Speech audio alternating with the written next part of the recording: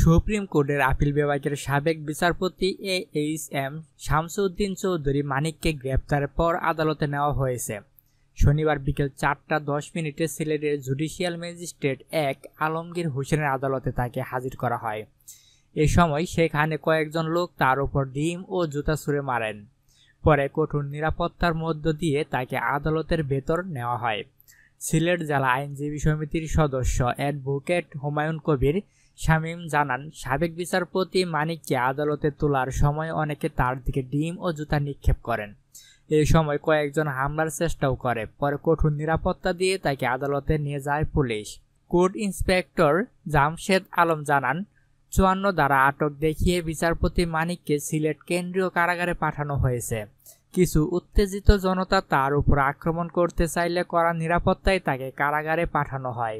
Police জানায়, শুক্রবার রাতে সিলেটের কানাইঘাট উপজেলার ধনা সীমান্ত দিয়ে অবৈধভাবে পালিয়ে যাওয়ার চেষ্টা করেন তিনি।